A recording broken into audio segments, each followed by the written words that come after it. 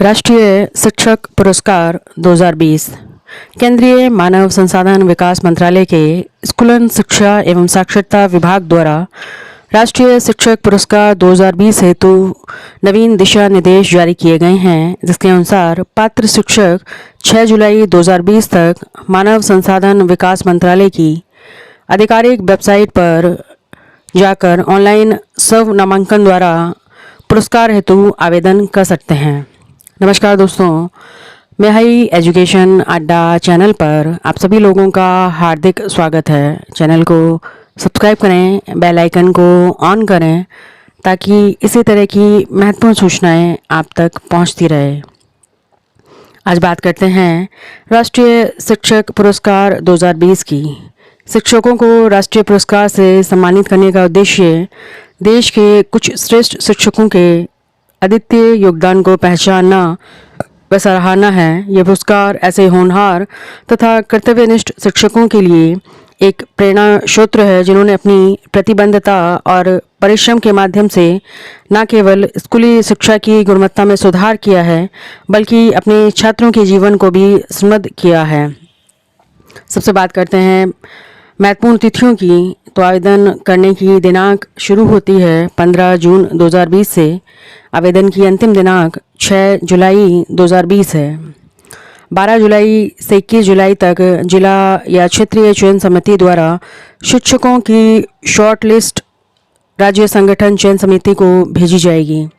22 जुलाई से 31 जुलाई तक राज्य चयन समिति या संगठन चयन समिति द्वारा शॉर्ट लिस्ट उम्मीदवारों की लिस्ट राष्ट्रीय जूरी को भेजी जाएगी। 3 अगस्त 2020 को राष्ट्रीय जूरी द्वारा चयन के लिए सभी शॉर्ट लिस्ट के उम्मीदवारों को सूचित किया जाएगा। 6 अगस्त से 14 अगस्त तक जूरी द्वारा चयन प्रक्रिया अपनाई जाएगी। 14 अगस्त को राष्ट्रीय जूरी द्वारा नामों का अंतिम चयन किया जाएगा। तो सबसे पहले हम बात करते हैं कि शिक्षकों की पात्रता क्या है, कौन कौन शिक्षक इसके लिए आवेदन कर सकते हैं। तो मान्यता प्राप्त प्राथमिक, माध्यमिक, उच्चतर माध्यमिक विद्यालयों में काम करने वाले स्कूली शिक्षक और स्कूलों के प्रमुख इसके लिए आवेदन कर सकते हैं। राज्य सरकार या संघ राज्य क्षेत्र प्रशासन द्वारा संचालित स्कूलें, स्थानीय निकायों द्वारा संचालित स्कूलें, राज्य सरकार या संघ राज्य क्षेत्र द्वारा सहायता प्राप्त स्कूलों, केंद्रीय सरकार के स्कूल अर्थात केंद्रीय विद्यालय, जवाहर नवोदय विद्यालय, रक्षा मंत्रालय द्वारा संचालित सैनिक स्कूल, परमाणु ऊर्जा सोसाइटी द्वारा संचालित स्कूल, केंद्रीय माध्यमिक शिक्षा बोर्ड से संबद्ध school, council for Indian school certificate examination से संबद्ध स्कूल। इन सभी स्कूलों के शिक्षक व स्कूल प्रमुख इस आवेदन हेतु पात्र हैं। सामान्य रूप से सेवानिवृत्त शिक्षक पुरस्कार के लिए पात्र नहीं हैं, लेकिन उन शिक्षकों पर विचार किया जा सकता है जिन्होंने कैलेंडर वर्ष के एक भाग कम से कम 4 महीने अर्थात 30 अप्रैल तक जिस वर्ष से राष्ट्रीय पुरस्कार संबंधित है कार्य किया हो। यदि वे अन्य सभी शर्तों को पूरा करते हैं तो वे पात्र हो सकते हैं। शैक्षणिक प्रशासक, शिक्षा निरीक्षक और प्रशिक्षण संस्था के कर्मचारी इन पुरस्कारों के पात्र नहीं हैं। शिक्षक या मुख्य अध्यापक को ट्यूशनों में शामिल नहीं होना चाहिए। केवल नियमित शिक्षक और विद्यालय प्रमुख ही पात्र होंगे। संविदा शिक्षक और शिक्षा मित्र इस आवेदन हेतु पात्र नहीं होंगे। अब बात की जाए शिक्षकों का चयन कैसे किया जाएगा। तो शिक्षकों के चयन के 2 मानक रखे गए हैं। पहला है उद्देश्य मानक और दूसरा है मानदंड प्रदर्शन के आधार पर। शिक्षकों का मूल्यांकन संलग्न 1 में दिए गए मूल्यांकन मैट्रिक्स के आधार पर किया जाएगा। मूल्यांकन मैट्रिक्स से मूल्यांकन के लिए 2 प्रकार के मानदंड हैं। पहला है उद्देश्य मानदंड। इसके तहत शिक्षक को प्रत्येक वस्तुनिष्ठ मानदंड के विरुद्ध अंक प्रदान किए जाएंगे।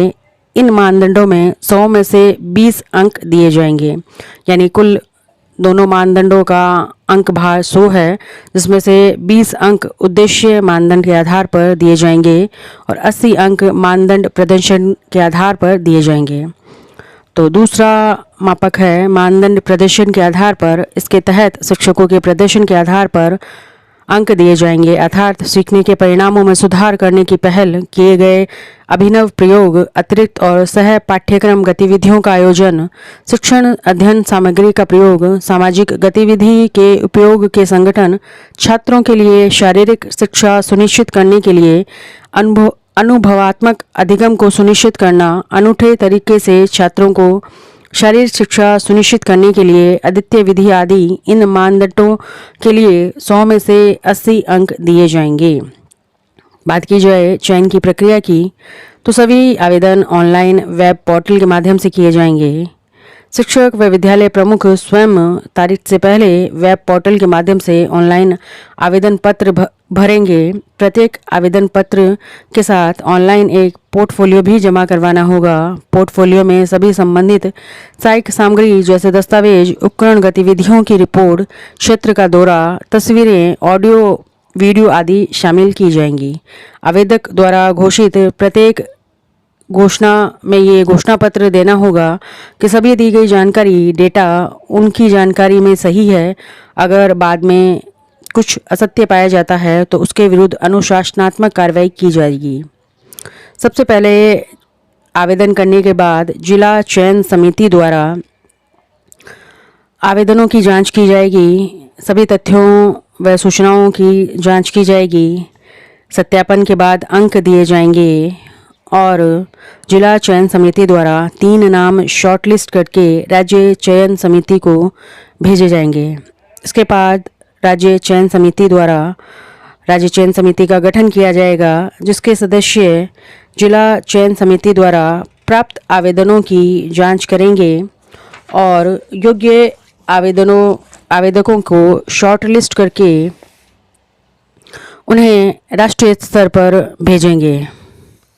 राष्ट्रीय स्तर पर जो जूरी गठित की जाएगी वो इन आवेदनों की पुनः जांच करेगी, आंकलन करेगी और शॉर्टलिस्ट उम्मीदवारों का चयन करेगी। राष्ट्रीय स्तर पर सेवानिवृत्त सचिव, स्कूल शिक्षा व साक्षरता विभाग, मानव संसाधन विकास मंत्रालय की अध्यक्षता में स्वतंत्र जूरी एसएससी और ओएससी द्वारा अग्रेषित उम्मीदवारों की सूची की समीक्षा करेगी और सभी दस्तावेजों का आंकलन करेगी। प्रत्येक चयनित व्यक्ति को जूरी के समक्ष प्रस्तुति देना अनिवार्य है। जूरी 45 जिसमें से दिव्यांग शिक्षकों के लिए +2 विशेष श्रेणी की अधिकतम सीमा में सूची से नामों का चयन करेगी।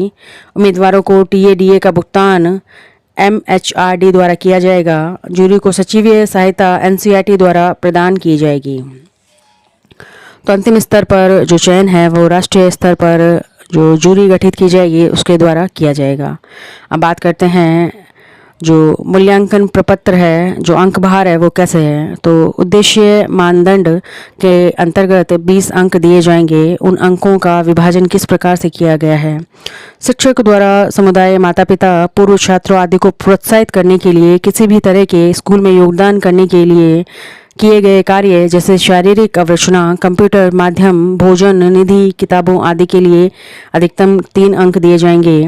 पिछले 5 वर्षों में प्रकाशन, अंतर्राष्ट्रीय या राष्ट्रीय पत्रिकाओं में शोध लेख अगर प्रकाशित हुए हैं, पुस्तकें प्रकाशित हुई है तो 3 अंक दिए जाएंगे। पिछले 3 वर्षों की वार्षिक प्रदर्शन मूल्यांकन रिपोर्ट या अन्य मूल्यांकन उपकरण के 3 अंक है।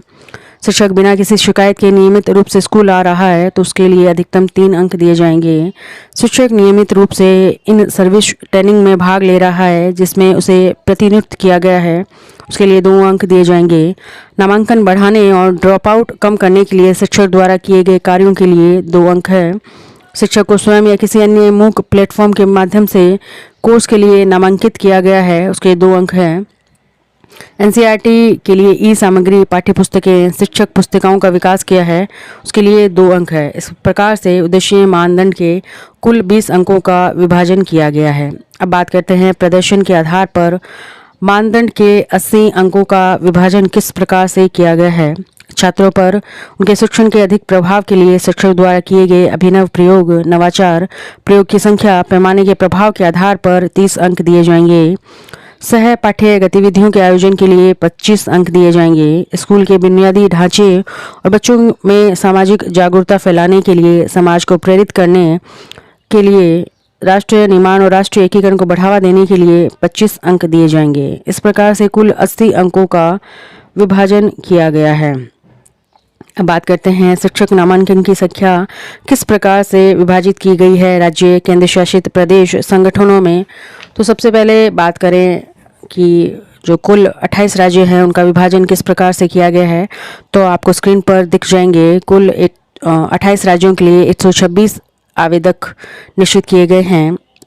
8 केंद्र शासित प्रदेशों के लिए 10 आवेदन निश्चित किए गए हैं। परमाणु ऊर्जा सोसाइटी विभाग के अंतर्गत 1 सीट, सीबीएसई के अंतर्गत 6 सीटें, जबकि CISCE के लिए 2 सीट, केंद्रीय विद्यालय संगठन के लिए 5 सीट, नवोदय विद्यालय समिति के लिए 2 सीट, MO डिफेंस के अंतर्गत सैनिक स्कूल के लिए 1 सीट। और कुल जितने लोगों को पुरस्कार दिया जाएगा, जितने शिक्षकों को पुरस्कार दिया जाएगा, उनके संख्या 153 है। तो आज हमने बात की कि जो राष्ट्रीय शिक्षक पुरस्कार 2020 दिया जाएगा उसका उद्देश्य क्या है, किस प्रकार से शिक्षकों की क्या क्या पात्रताएं निश्चित की गई है, चयन किस प्रकार से होगा, अंकों का विभाजन किस प्रकार से किया गया है। धन्यवाद। चैनल को लाइक करें, सब्सक्राइब करें, शेयर करें। धन्यवाद।